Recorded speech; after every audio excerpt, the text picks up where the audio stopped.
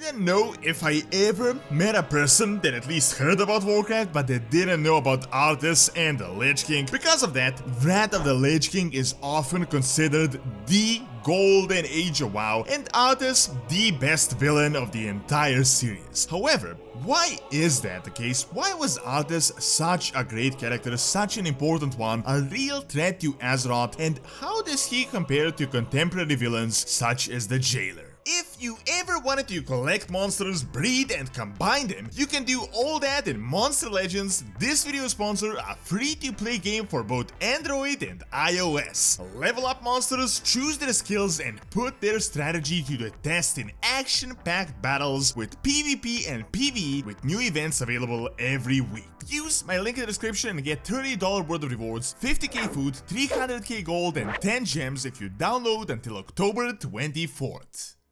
I don't know about you, but I remember every time I talked with someone that didn't even play WoW, maybe tried it or just played Warcraft 3 like once, they always knew about Arthas and the Lich King, and everyone remembers this storyline like 20 years after they had played it, which is quite an achievement for any gaming series. As you're all well aware of, Wrath of the Lich King was really when WoW peaked, this is obvious, and it had most players in its history. Now, I'm not going to pretend like Arthas' storyline was the most genius writing in all of history of literature, as they did pretty much just do like a reverse King Arthur storyline, even with the name obviously being similar, but overall, it was definitely great writing, especially when we compare it to the current state of the game. It is like literally like a light year away. Arthas and the entire Lich King arc was really the most interesting and the greatest threat in World of Warcraft, and there are more than a few reasons for it, even though logically there were way bigger threats to our planet such as the Legion and now the Jailer. The first reason is that despite this not being an original storyline, the pacing of it really was excellent. We got familiar with the character, we connected with Arthas and his struggle as we played with him directly as a character, and then slowly over time he slipped into becoming a bad guy. The keyword here is slipped, this is crucial. Just remember the start of Warcraft 3,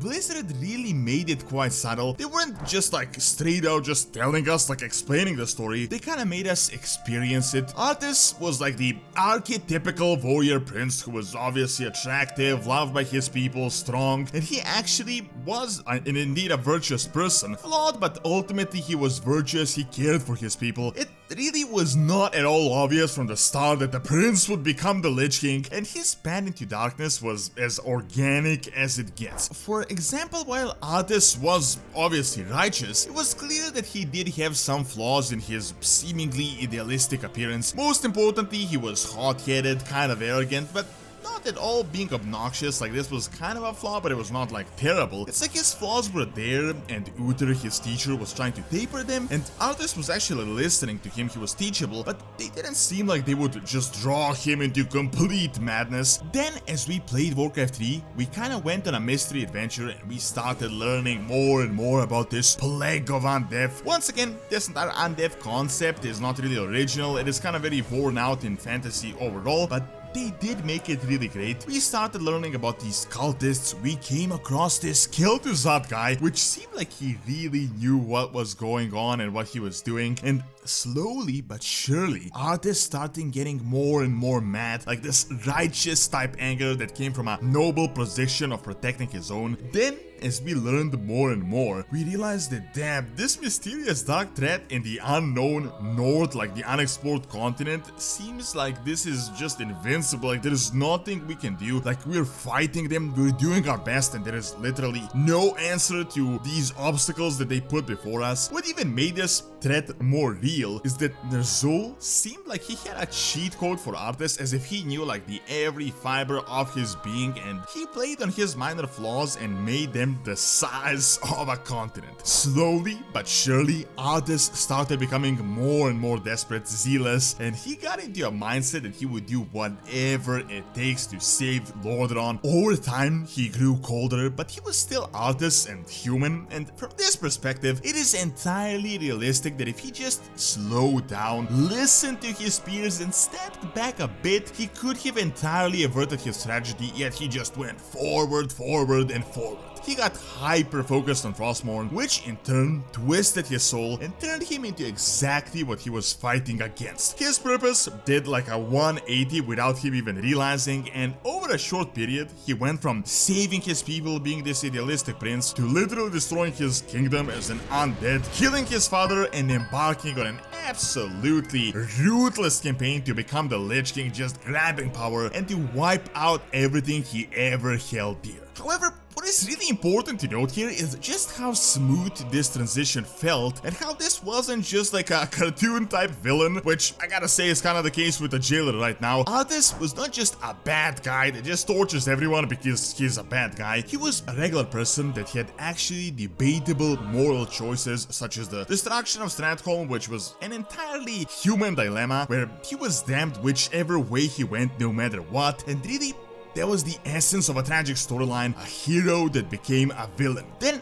Blizzard took all this depth and our emotional connection with him, they turned him ultimately into the Lich King, the leader of the threat that he once faced, and that in itself is just interesting. How the undead we were fighting were heroes just like us, and how it was quite realistic that we could become the exact same way as Arthas. Now, that is for the Warcraft 3 storyline, but as we get into WoW and Wrath of the Lich King, this here was the essence of why, lore-wise, this may have really been the best expansion. We had a really well-developed character that we were already familiar with as we played with him directly. Arthas just grew crazy powerful, we literally couldn't defeat him, and in my opinion, despite him at the time being a relatively minor villain, not a cosmological god that was snapping planets in two, he really did feel like a really large threat. Like how he just deposed of the Death Knights, how we got smashed at Vantgate, how we constantly lost on many fronts, and ultimately how he even managed to defeat all of us. Then as Arthas fell, as we had finally defeated him, his figure, akin to a child, came out looking at his father as the only guiding light, saying, "Is it over?" As if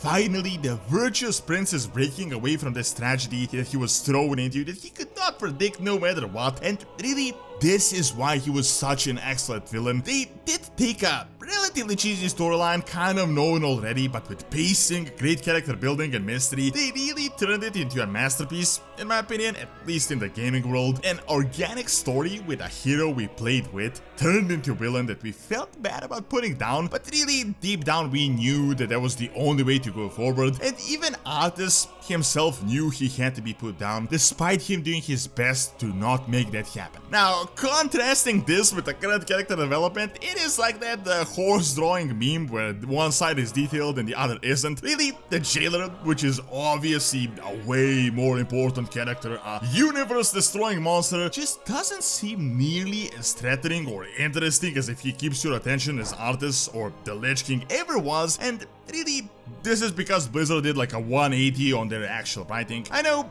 we still don't know about Sobal, and it is still possible to salvage this storyline, but really, they messed up on every aspect, even though the material they were working with was really not that bad. First is the pacing. Literally, we don't even know this character, yet we're supposed to care immediately, which just doesn't make sense. You know how emotional that scene was when Arthas killed Uther or Theranos? Well, Sobal does way worse things in his realm on a massive scale, like he literally tortures everyone in worst ways imaginable, yet we really don't care all that much deep down as we're not connected to these characters or to the jailer. It just seems like, oh, bad guy does bad stuff. Wow, big deal. Second is that the jailer just really seems like a cartoon level villain. Big, bald, tattooed guy that moves and talks slowly and is constantly one step ahead of us, and whoops, I did it again, you fell right into my trap, puny mortals. I mean, quite literally, he even says these types of lines like directly. And when we're getting into the creators of the very fabric of reality, like meeting the actual gods, well,